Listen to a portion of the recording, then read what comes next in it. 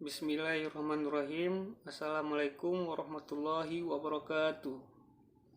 Perkenalkan, nama saya Hadi Wijaya. Saya mahasiswa dari Ilmu Politik, Fakultas Ilmu Sosial dan Pemerintahan, Universitas UIN Arandiri, Banda Aceh. Pada kesempatan kali ini, saya akan menjelaskan apa saja teori-teori komunikasi politik.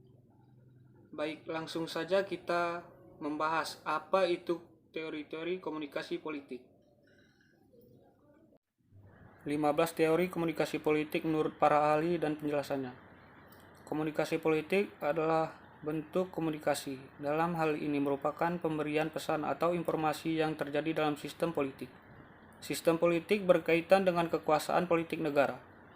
Aktivitas komunikasi para pelaku kegiatan politik, termasuk juga komunikasi pemerintahan. Komunikasi politik dijadikan sebagai salah satu kajian ilmu politik. Berikut ini akan dipaparkan beberapa teori komunikasi politik yang pakar komunikasi ambil dari berbagai sumber sebagai referensi Anda. Apa itu teori-teori komunikasi politik? Teori komunikasi politik terbagi 15 sebagai berikut. Baik, di sini yang pertama teori jarum suntik. Teori jarum suntik yang disebut juga teori peluru atau teori sabuk transmisi. Teori ini berpendapat bahwa seluruh pesan politik yang disampaikan kepada masyarakat, terutama melalui media massa, pasti mempengaruhi pembacanya dan memberikan efek positif. Pembaca dianggap tidak berdaya dan secara pasif akan menerima informasi tersebut. Jika menurut media benar, pasti benar atau semacamnya. Salah satu contoh pengaplikasian teori ini adalah politik pencitraan. Yang kedua, teori kepala batu. Teori kepala batu menolak teori jarum suntik. Teori kepala batu berpendapat bahwa masyarakat tidak pasif menerima informasi dan mampu melawan media. Masyarakat memiliki kemampuan untuk memilihkan, menyerap atau menangkal semua informasi yang ditunjukkan kepada mereka. Komunikasi merupakan sebuah transaksi. Informasi yang diterima akan diseleksi oleh filter konseptual, mana yang perlu dan mana yang tidak. Yang ketiga, teori empati dan teori homofili. Yang ketiga, teori empati dan teori homofili. Teori empati dan teori homofili berpendapat bahwa komunikasi yang berempati serta dibangun atas kesamaan, homofili, akan jauh lebih berpengaruh dan efektif. Proses empati dilakukan pembicara dengan cara menyelami jalan pikiran target penerima informasi yang disampaikannya. Sedangkan homofili dilakukan misalnya dengan melakukan pemberian informasi kepada massa yang memiliki kesamaan usia, ras, agama, ideologi, pendapat politik, dan sebagainya. Yang keempat, teori kebutuhan. Menurut teori kebutuhan, manusia memiliki tingkatan kebutuhan psikologis, kasih sayang, rasa aman, penghargaan, dan aktualisasi diri yang harus dipenuhi. Kebutuhan tersebut bergantung pada kepribadian yang diperoleh orang tersebut dari usia dini. Manusia cenderung mendahulukan terpenuhinya kebutuhan pokok baik secara fisik maupun sosial. Baru setelah itu, ketika kebutuhan pokok telah terpenuhi, manusia akan berbalik pada politik. Yang kelima, teori kegunaan dan kepuasan. Teori kegunaan dan kepuasan menitik beratkan perilaku individu dalam menggunakan media untuk mendapatkan kepuasan atas kebutuhan. Penentu pemilihan pesan dan media berdasarkan teori ini adalah sikap dan perilaku masyarakat. Apa yang dilakukan orang terhadap media, bagaimana cara mereka menggunakan media untuk mencari informasi, bagaimana selera masyarakat, dan lain-lain. Yang keenam, teori psikoanalitik. Teori psikoanalitik berpendapat bahwa kepribadian seseorang sangat berpengaruh terhadap perilaku dan pembelajaran politik orang tersebut. Ada dua variasi dalam teori ini, yaitu personal dan intrapersonal. Personal menekankan pada kepribadian dalam diri, bahwa manusia bertindak berdasarkan motif dalam pikiran sadar bahwa sadarnya. Sedangkan intrapersonal menekankan pada pandangan bahwa manusia memerlukan pemenuhan kebutuhan dalam berhubungan dalam orang lain.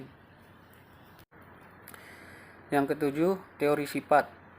Teori sifat mengemukakan bahwa setiap manusia memiliki sifat yang unik dan berbeda satu dengan lainnya, dan politik merupakan refleksi dan sifat individu tersebut. Setiap orang dapat dibedakan dan dibandingkan berdasarkan skala sifat mereka. Fokus teori ini adalah kecenderungan berdasarkan sifat yang menentukan perilaku seseorang. 8. Teori tipe. Pada teori tipe, manusia diklasifikasikan ke dalam beberapa kategori berdasarkan karakteristik dominan yang ada pada dirinya. Mirip seperti teori sifat, teori tipe juga membahas mengenai perilaku individu. Namun, fokus teori tipe adalah konfigurasi perilaku individu yang membedakannya dengan individu lainnya. Dalam teori ini, ada 5 tipe golongan yang dikelompokkan berdasarkan pengaruh orang tua, yaitu golongan inaktif, konvensionalis, konstruktivis, aktivis, dan penyingkir atau disenter. Kesembilan, teori fenomenologis. Teori fenomenologis berpendapat bahwa peran kepribadian politik seseorang akan lebih dapat dipahami dengan melukiskan peranan langsung orang tersebut. Fokus penelitian adalah mengenai bagaimana seseorang menanggapi suatu objek berdasarkan cara seseorang mengalami dunia secara subjektif atau perasaan, sensasi, fantasi. 10. Teori lingkar kesunyian. Teori lingkar kesunyian mengemukakan bahwa di balik kekuatan media yang dapat menciptakan opini publik, akan memunculkan opini yang tidak sejalan dengan opini publik tersebut. Opini yang berkembang secara tersembunyi dan bersifat laten. Opini tersebut berkembang dalam lingkar keheningan di tingkat bawah yang tak terlihat dari permukaan. Yang ke-11, teori penanaman. Teori penanaman mengemukakan tentang kehebatan media, terutama televisi, yang menanamkan sesuatu dalam jiwa penonton, yang akan berimbas pada sikap dan perilaku orang tersebut. Misalnya berita tentang penculikan dan mutilasi organ anak yang terus-menerus dilihat oleh seorang ibu bisa membuat ibu tersebut menjadi overprotective terhadap anak, hingga tidak memperbolehkan anaknya bermain keluar karena takut jika anaknya diculik. 12. Teori media kritis. Dalam teori media kritis dikemukakan bahwa fungsi media massa dalam masyarakat banyak dipengaruhi oleh politik, ekonomi, kebudayaan, dan sejarah masyarakat. Fokus teori media kritis adalah konteks masyarakat. Fungsi apa saja yang seharusnya dilakukan media massa dalam masyarakat. 13. Teori informasi dan nonverbal. Teori informasi dan nonverbal mengemukakan bahwa bertindak sama dengan berkomunikasi dalam hal politik.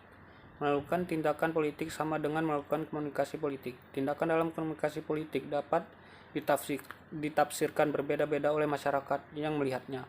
Pola tindakan itulah yang kemudian dipelajari sebagai pedoman untuk menentukan tindakan komunikasi politik yang dilakukan. Pola tersebut dijadikan sebagai prediksi reaksi yang terjadi ke depannya. 14. Teori adopsi. Fokus penelitian dalam teori adopsi adalah perhatian manusia terhadap bagaimana pikiran, perasaan, gagasan, dan kecenderungan seseorang diperoleh. Perhatian tersebut diadopsi dengan cara belajar sosial, contohnya untuk memperoleh reaksi yang diinginkan dan yang tidak diinginkan lawan politik dalam keadaan tertentu. Dan yang terakhir, teori perubahan. Teori perubahan menekankan pada proses mental yang terlibat pada diri individu, yang menerangkan perubahan yang terjadi pada pemikiran awal seseorang. Perubahan tersebut terjadi ketika seseorang melakukan belajar sosial. Teori belajar sosial merupakan teori mengenai bagaimana cara seseorang memperoleh kepercayaan, nilai, dan lain-lain dari pengalamannya dengan orang, objek, atau peristiwa tertentu. Baik, demikian artikel mengenai teori-teori komunikasi politik yang dapat saya sampaikan. Terima kasih atas waktunya. Saya akhiri. Assalamualaikum warahmatullahi wabarakatuh.